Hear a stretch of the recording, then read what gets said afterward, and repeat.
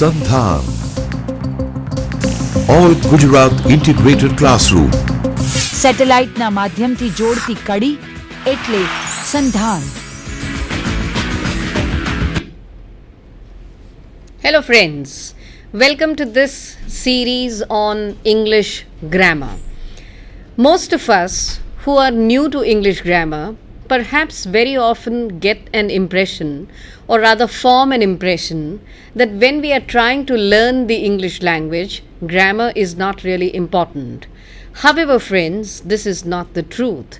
Grammar is an extremely important and significant part of our English learning. Ultimately, if we do not know good and proper English, how are we going to speak correct sentences? How are we going to learn the correct usage of all sentences?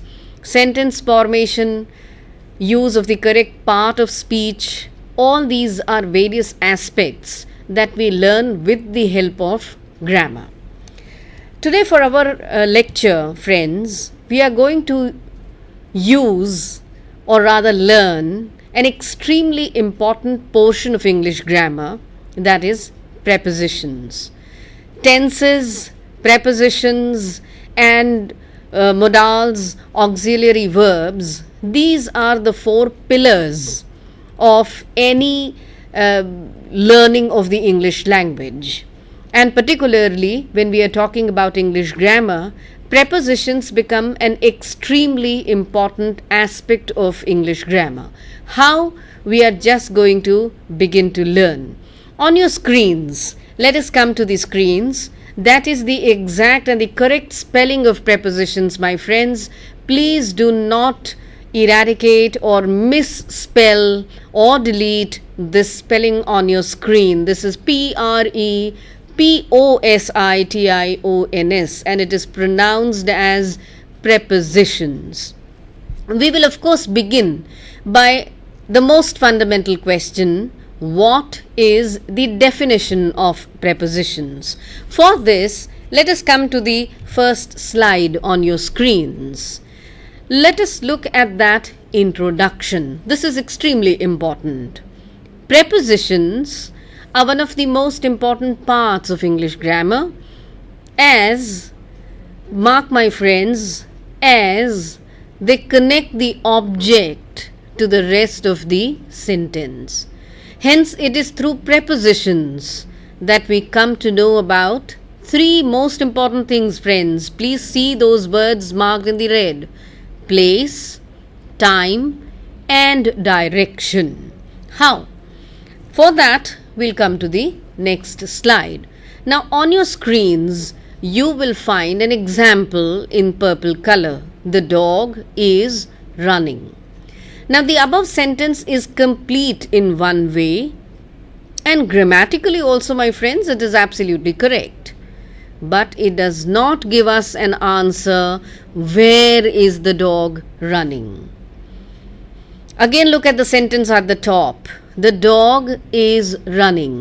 The above sentence is complete in one way, grammatically also it is correct, but it does not give us an answer: where is the dog running? However, the addition of a preposition will give us that very important vital answer. Look at the sentence given at the bottom of the slide, friends. The dog is running in the garden. So, in this particular sentence, in plays the role of the preposition. And unless and until we do not use the preposition, we are not able to say where the dog was running. Let's go a little ahead. Now, these are some very important details about prepositions. Please keep a tab on them. Please mark them as important, because if you do not understand certain conditions of the usage of prepositions, then things will become a little tough for you. Look at the very first sentence on your slide. Prepositions are always placed before the noun. This is of utmost importance. Some commonly used prepositions are and I will take the names. Please write them down if you already have a pen and paper in your hand. At, on, in, before, after, behind, in front of, opposite, above, below, over, under, beside, besides, whether, to, of, for, by, of, until, till, from, since, ago, during, while, towards. Now, these are some of the most commonly used prepositions. We still have a few more, but we are going to confine our discussion, my friends, into understanding the various functions provided by prepositions, particularly the prepositions that you see on your screens, as well as a lot of other associated functions that the prepositions perform. So, shall we begin? In an enthusiastic way, let us start our discussions on the prepositions. Let us come to the very first set of prepositions that we are going to take. On your screen, you can see we are first going to take the three most commonly used prepositions: in, at, on. These indicate prepositions of place. Please come to the first point on your screen, my friends. We use which preposition? We use the preposition in when we think of a place as three-dimensional. If you ask me what is three-dimensional, it should have height, it should have width, and it should have breadth, the length, that means. So, any object, any place that contains all these three things is considered to be three-dimensional. Let us look at the examples. There are a lot of people in the hall. When we went to France, we spent a few days in Paris. She loves to swim in the sea. If you pay attention, my friends, you will see that preposition in all the three examples given here is in. Look at the first sentence again. Where is the noun that we have? Hall is the noun in the first sentence. Paris is the noun in the second sentence. And sea is the noun in the third sentence. So, preposition in has been used before the noun. Alright, let's see the examples once again. There are a lot of people in the hall. When we went to France, we spent a few days in Paris. She loves to swim in the sea. So, whenever we are thinking of a place as three-dimensional, the preposition that we use is in. Let's go ahead. We also use in when we think of a place as an area. An area will have two dimensions. It won't have anything called the height. It will only have the length and the width, lambai and podai. For example, the children are playing in the garden. A garden cannot have any height. It can only have length and breadth. My friend lives in Chennai. Once again, it is a city, so it cannot have height. It can only have two dimensions, that is the length and the breadth. Let us come to the second preposition. Number 2. We use at when we think of a place as a point in a given specific area. This is extremely important, friends. When we are thinking of a place as a point in a given specific area. Let us see examples and then I think it will become clear. For example, look at your screens. The first sentence. Sheena's brother is waiting for her at the bus stop. The bus stop, my friends, is a point on a road or in a street or on a any kind of a point on a place. It is not indicating a place in itself. So you can wait for somebody at the bus stop. You cannot wait for somebody in the bus stop. You do not get inside a bus stop. Alright. Let us come to the second sentence. Please sign this form at the bottom. Again, bottom here is indicating the point, the position. What do I mean by point? I mean the position. Look at the third sentence. My house is at the end of the street. Street is an area, and what is the position of my house on that street? It is at the end. So once again, it is giving us the point, the position. As you go out, leave your keys at the reception of a hotel perhaps. And when you are leaving your keys at a particular point, which preposition will you use? You will use the preposition at. Now look at the note given at the bottom of your slide, friends. Compare in and at. There were a lot of people in the showroom, but take a left turn at the traffic signal. So, while in the first sentence we are showing people inside a showroom, we are showing a three-dimensional area. In the second sentence, we are using the traffic signal as a place, as a point from which you have to take a left turn. Let's come to the third point. We use on when we think of a place as a surface. This is very important. For example, he sat on the floor, on the ground, on a chair, on the grass. All these nouns, look at them carefully. Floor, ground, chair, grass, etc. They are all representing surface, ek sapat area, ek sapati. So, for indicating such a surfacial area, which preposition do we use? On. For example, there's a dirty mark on the wall, or you can also say there's a dirty mark on your shirt, on your dress. Let's go ahead. We also use on when we think of a place as a line, when we are thinking of something. For example, on a map, friends. How will you draw a river on a map? You can show a river on a map, on a geographical map, only with the help of a line. So when we are referring to such a line, which is the preposition that we use? We use on. Let us see the example. Ahmedabad is on the river Sabarmati.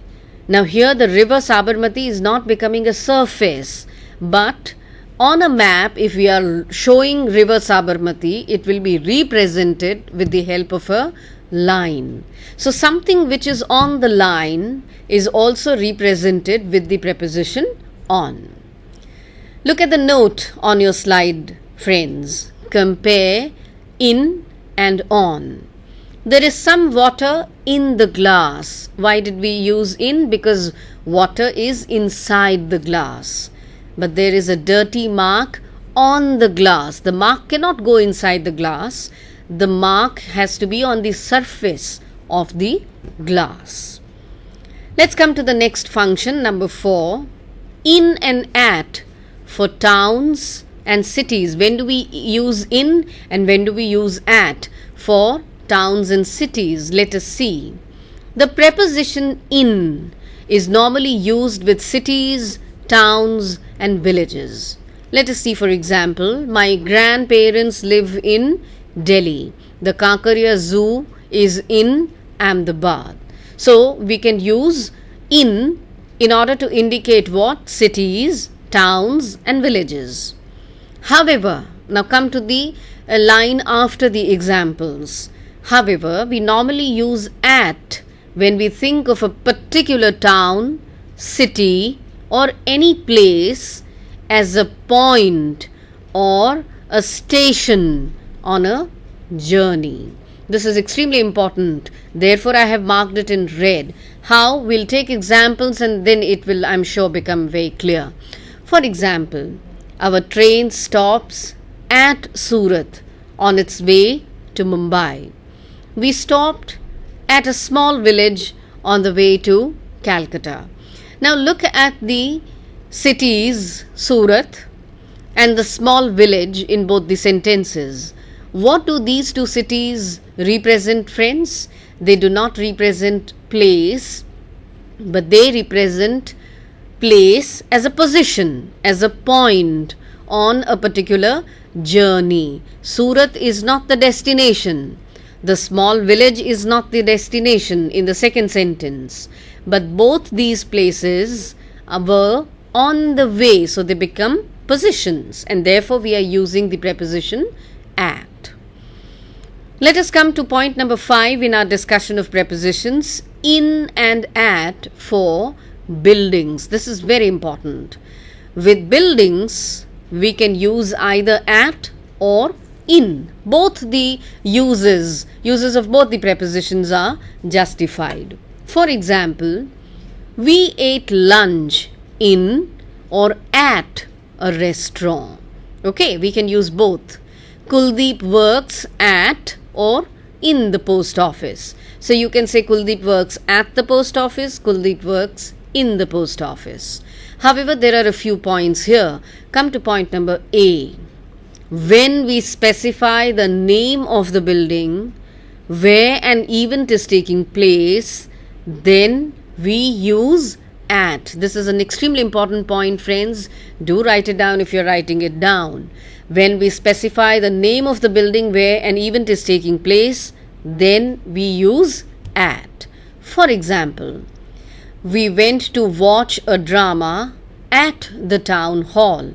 Am I specifying the name of the building, friends? Yes, the name of the building is the town hall. So when the name of the building is specified, which preposition you are supposed to use? At. Let us look at the second sentence. The discussion on new economic policy was held at the party office. Am I specifying the name of the building? Yes, the name of the building is the party office. We saw the latest film at the PVR. This again is extremely important, at the PVR. Okay, come to point B. However, when we are talking about an event or a characteristic within a particular building, please mark this, my friends. When we are talking about an event or a characteristic within in the sense inside a particular building, then we use in. For example, the rooms in my house are very spacious, not at my house. The party was very good, but it was very hot in the hall. Once again, compare in and on. We stayed at the Ashok Hotel, but there are 50 suites. Please pronounce it as suites. There are 50 suites in the Samrat Hotel. So do you get the difference between at and in? We stayed at the Ashok Hotel, as in a place, but there are 50 suites in the Samrat Hotel. Alright, I hope we are getting the difference very clearly. We'll come to the second section of our discussion on prepositions: above, below, over, under. Once again, we are going to discuss them as prepositions of place. Come to the first point. Very often there is confusion observed in the usage of over or above, under or below. I can understand, friends, they are extremely confusing. But today in this lecture, we will solve this confusion forever. Come to the last para on your slide. In fact, both above and over, both convey the meaning higher than something. Similarly, under and below convey the meaning lower than something. Alright, is this clear? Above and over convey the meaning higher than something. Below and under convey the meaning lower than something. So then what is the difference? Okay, on the right hand side of your screens, friends, look at this figure. Take a look at the figure given here. The figure clearly shows two objects, A and B. Now A is higher than B, while B is lower than A. But now pay attention, friends. There exists a direct vertical relationship between A and B. This is very important. A and B are literally in the same line on top of each other. Okay. Then what happens? When we describe such a relationship, what kind of relationship? Let's go back. A direct vertical relationship. When we describe such a relationship between two buildings or objects, we always use the prepositions over and under. So, A is over B, B is under A. If you want, friends, I can show you the relationship once again. Do you see the figure on your screens? For example, the doctor leaned over the patient to examine him. The vendor pushed the newspaper under the door. Alright, so this is a direct vertical relationship. Okay, now we come to another figure on your screens. Look at the figure carefully, friends. Object X is higher than Y. Y is lower than X. I think this is very obvious. However, X and Y do not share a direct vertical relationship. If you look at their positions, they are not in one line. One is on a little on the left side, the other is little on the right hand side. For this kind of relationship, we use the prepositions above and below. Let us look at the examples. In Goa, we stayed at a hotel above the sea. We cannot say over the sea. You cannot possibly live over the sea. Okay. From the hill, we saw a valley of flowers below. Alright. So, you can very well imagine the relationship between the hill and the valley, just like X and Y on your screen. X is a little on the left. Imagine that to be the hill. Y is a little on the right. Imagine that to be the valley of flowers. For such a relationship, we use the prepositions above and below. Okay, some more prepositions of place. The first one that we will take is opposite and between. Now on your screen there are two figures. Let's come to the very first figure. Do you see there is a bank and there is a cinema? The bank and the cinema, friends, I'm sure you will agree with me, the front portion of the bank and the front portion of the cinema are both facing each other. In the second figure, the front portion of the bank and the front portion of the cinema are also facing each other, but between them there appears to be a road. Alright, so let's see, how do we define this relationship? Now, opposite is used when the front portions of two objects or buildings are directly facing each other. Look at the first figure once again, bank and the cinema. For example, the bank is opposite the cinema. Between is used when one person or thing is placed at the center of two objects and the front portions of both the objects or things are facing each other directly. This is the second figure. Go back to the bank and the cinema once again. For example, the road is between the bank and the cinema. So I hope I'm making the difference between opposite and between very clear. Let's go ahead. Come to the second preposition in this category, near or next to. Near is used to describe the closeness of two or more objects or persons. But, now this is the important part, my friends, it does not specify how close. That specification is going to take time.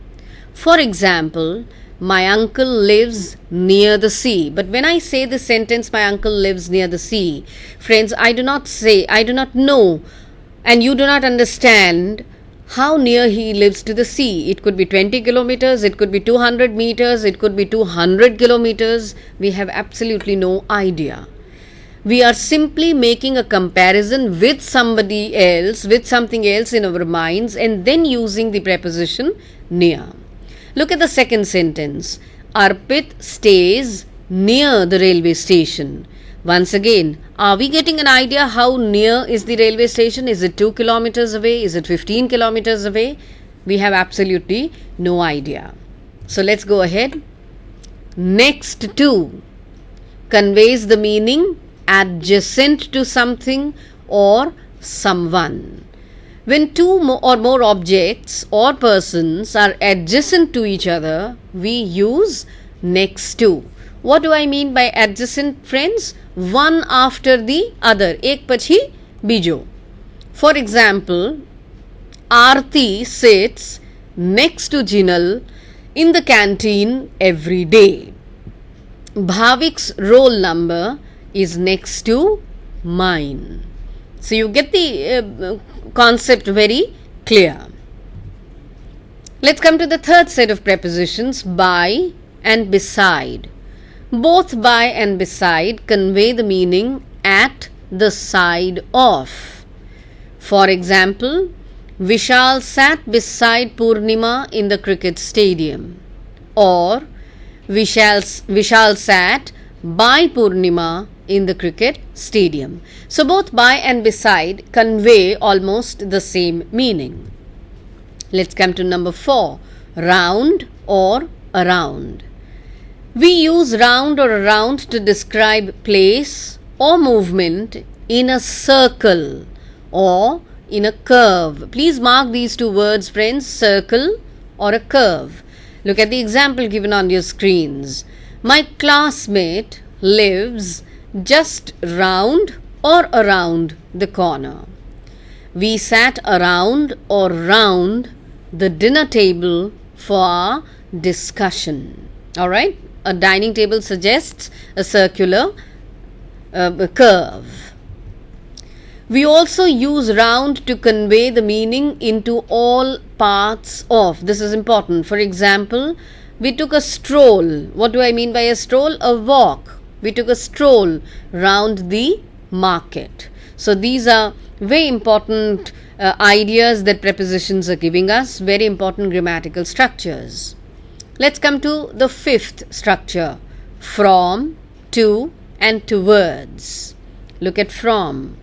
From describes the beginning or starting point of a journey, and to or towards describes the destination or last point of that journey. Look on your screens. The example itself makes it very clear. Hitesh flew from Delhi to Paris. Alright, Hitesh flew from Delhi, that is the starting point of the journey, to Paris. Paris is the destination or the last point of the journey. Okay, so after having discussed prepositions of place, friends, now let us come to prepositions of time. Once again, we will begin our discussion from the most commonly three used prepositions, at, on and in. Let us come to the first one. We use at to indicate a time of the day. For example, I have a meeting at 11 o'clock. Rekha's exam will begin at 10 a.m. The international flight takes off at midnight. We will discuss this issue at lunchtime. So when we are giving a specific time, when we are indicating a specific time of the day, we always use the preposition at.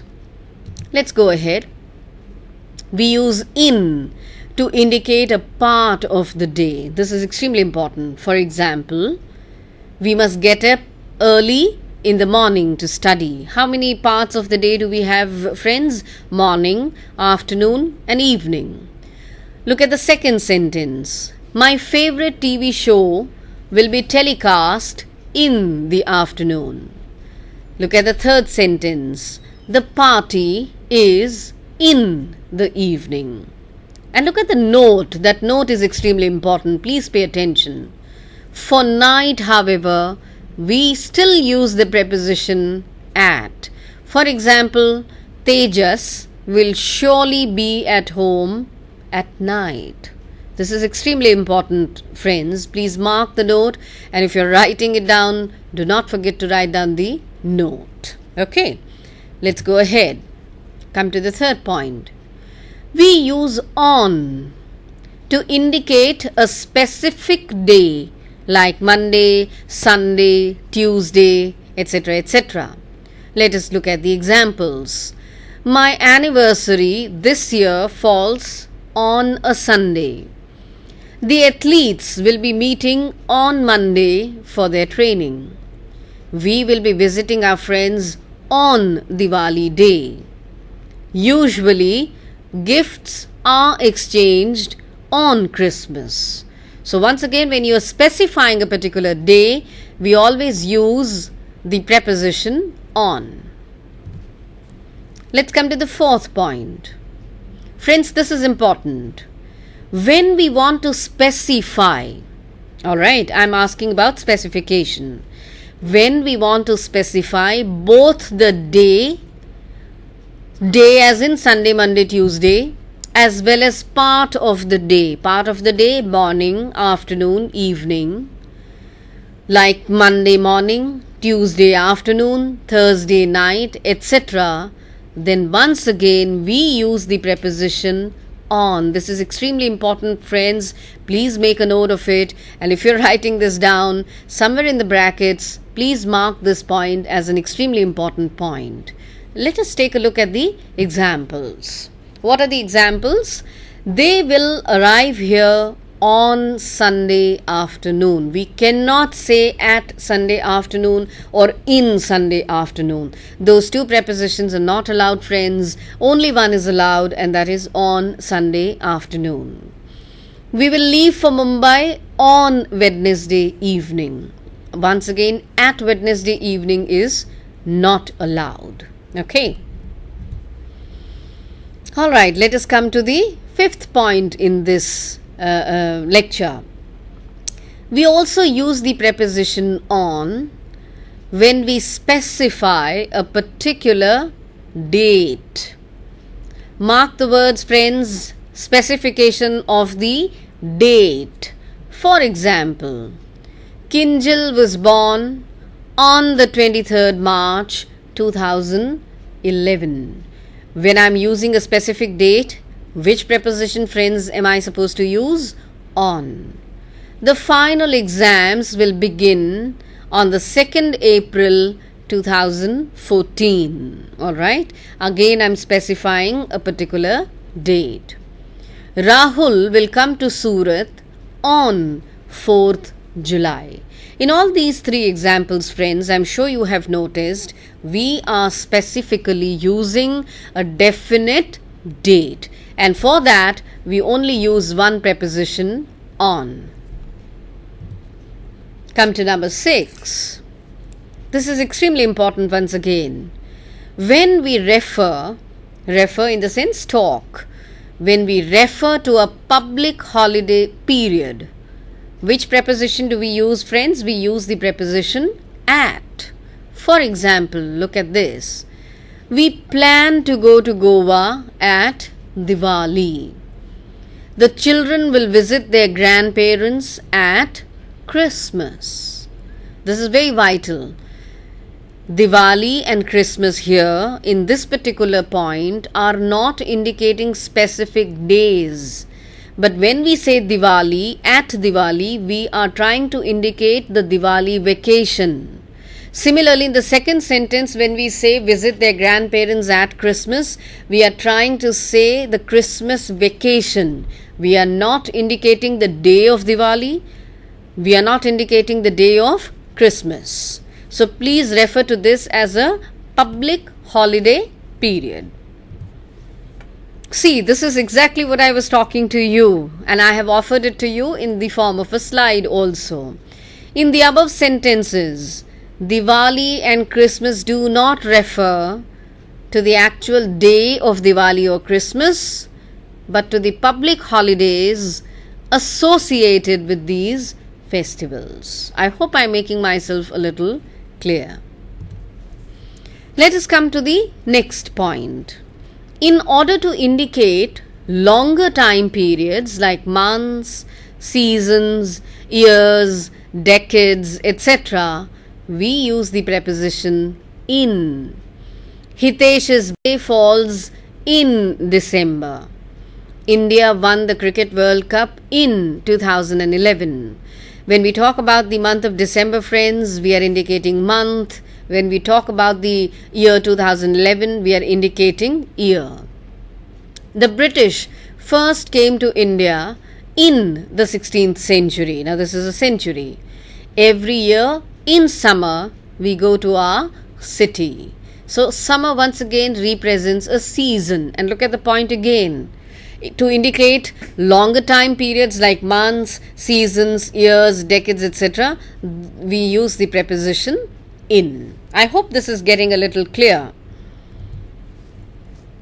Let us come to point number 8. It is to be noted, this is an important point, friends, please make a note of it.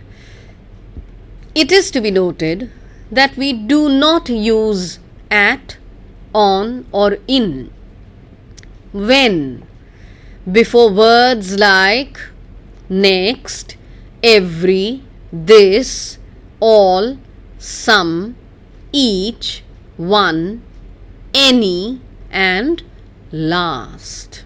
This is very important. For example, please give me a call this evening. I cannot say please give me a call at or in this evening. Why? Go back to the point again. We do not use at, on, or in before words like next, every, this, all, some, each, one, any, and last. Look at the second sentence. They came back last Sunday. I cannot say on last Sunday. You can find me home any Saturday evening. This is the correct sentence. I cannot say you can find me home on any Saturday evening. That will be a wrong usage. Look at the last example. Sorry. They are leaving next Friday. Again, I cannot say they are leaving on next Friday. If you have been using that kind of a sentence construction, then friends, I'm sorry to say that is wrong. Come to the 9th point. We use the preposition in once again to talk about a specific period of time in the future. They will finish the construction in 2 days. And I have offered an explanation in the brackets. That means 2 days from now, from today. We are talking about a specific period of time in the future. Meghna and Smita are meeting in 2 weeks. And look at the last sentence. I will complete my project in about 4 weeks. So we are using in to indicate a specific period of time in the future. Let's come to the 5th point. Now the 5th point is in, during, for, while. Prepositions of time. Once again, they are prepositions of time. Let us see the very first point. We use both during and in to refer to a period of time. When we are referring to a period of time, both these prepositions are allowed. We can use during also and we can use in also. Let us see the example. Our parents were in Hyderabad during or in the summers. I can say our parents were in Hyderabad during the summers. Our parents were in Hyderabad in the summers. Both of them are absolutely correct. Let us look at the second sentence. It hasn't rained during the night. It hasn't rained in the night. So both during and in can be used. But what is the catch here? Look at the second sentence. The second point. We prefer during to say that an action continues all throughout a given period of time. When the same action continues throughout, all throughout, then what do we prefer? We prefer during. We do not prefer in. Let us see the example. Asim was in Chennai during the entire winter season. That means he did not leave Chennai at all. Continuously from the beginning of the winter season to the end of the winter season, where was Asim? Asim was in Chennai. Okay, look at this note very carefully. We also use during when we refer to an action which takes place in between a longer action or time period. There are two actions being talked about here, friends. One action which is longer, the second action which is shorter. And when do we use during? When this shorter action is taking place between the longer action. The examples, I am sure, will make things clear. We visited the Eiffel Tower during our visit to Europe. So, visiting of the Eiffel Tower is the shorter action. Visit to the Europe is the larger action. When is Eiffel Tower visit happening? In between the visit to Europe. Okay. During dinner, we discussed the holiday plans. Dinner is the shorter action, holiday plans is the longer action, and dinner is happening in between the discussion of the holiday plans. Okay, we come to a very important comparison, friends. Comparison of during, for and while. During conveys the idea or concept of when something happens. This is very important.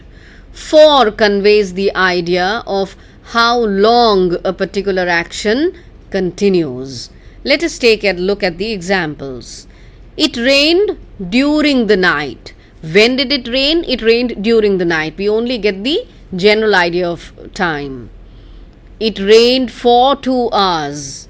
When we say it rained during the night, we are only saying it rained, that's all. We do not know how long did it rain. But when we say it rained for 2 hours, the meaning is extremely clear. We are giving the time duration. Let us come to the second one. We were in Ahmedabad during the kite festival. We were in Ahmedabad for 3 days of the kite festival. Do you get the difference between during and for? During, I repeat once again, is suggesting the idea or the concept of when something happened, whereas for is giving us an idea of how long a particular action continued. Okay, we come to point number 6. For, since, ago and before. These are prepositions of time. Let us come to the first point. The preposition for is used to say, please mark this, friends, how long an action continues, either in the past, present or the future. Let us take a few examples. Rashesh stayed for 10 days with his friends in Ooty. Kamal and Kavita played tennis for 2 hours every evening. Alright, once again, stayed for 10 days, Rashesh stayed for 10 days is the past tense. Kamal and Kavita played tennis for 2 hours every evening is the simple present tense. So, I hope the usage of for is becoming very clear. Let us come to the second point. Since is also used to convey how long an action has continued. But there is a difference in the use of for and since. Let us take an example. Vidhu has been painting for 2 hours. That means we get the time duration for 2 hours. We use for to indicate the length of the time period. But then look at the next sentence. Vidhu has been painting since 7 o'clock. We use since to mention the starting point of the time period. It does not tell us the exact duration. It only tells us the beginning or the starting point of that time duration. Whereas for tells us the exact time duration. But for does not tell us when, at what exact point did an action begin. Let us come to the third point. Ago is actually an adverb which conveys the meaning before now. However, friends, let me tell you that ago, though in spite of being an adverb, we use it as a preposition most frequently and regularly when we want to say something very specific. What is it? Let's see. For example, it is 10 o'clock now. Shikha left 2 hours ago. What does this mean? It means Shikha left at 8 o'clock, because what is the time right now? This is 10 o'clock and Shikha left 2 hours ago. Look at the note. Number 1. Ago always comes after an expression of time. For example, the doctor came to the clinic a few minutes ago. I cannot say it in the reverse order. Alright, the doctor came to the clinic a few minutes ago. Sorry. Let us take a look at the next sentence. They moved to America 6 months ago. Alright. Look at number 2 on your screens. Ago is used with a form of the past tense, not with the present perfect. This is most important, friends. We cannot say the doctor has come to the clinic a few minutes ago, or they have moved to America 6 months ago. Alright. So in this way, we understand the difference between ago and before. Alright. Now we will compare ago and before. Ago conveys the meaning before now. That means the reference point is the present tense. How? I will exhibit once again. Look at the first example on your screen. It is 10 o'clock now. Shikha left 2 hours ago. So the reference point is present time, 10 o'clock. So any time we think of in the past as compared to the present time, or the time right now, can be indicated with the help of ago. How? Before too talks about a past time. But here, what is it that we are taking as the reference point? We are taking as our reference point a past time itself. That means before conveys a time earlier than a specified time. Let us take a look at the sentence on your screens. For example, Jayesh left. I'm sorry, that is just a technical glitch. Jayesh left school 3 years ago. Chirag had already left school 2 years before him. I'm sure, friends, the difference between ago and before is now getting clear in your minds. And with this, we come to the end of our lecture on prepositions. I am hoping that prepositions discussion has benefited you, and I am also hoping that prepositions you will be paying maximum attention to, so that your written language as well as your spoken language becomes absolutely flawless. There are no mistakes. Hoping to see you again for the next lecture in our series on English grammar. Thank you, friends. Thank you very much.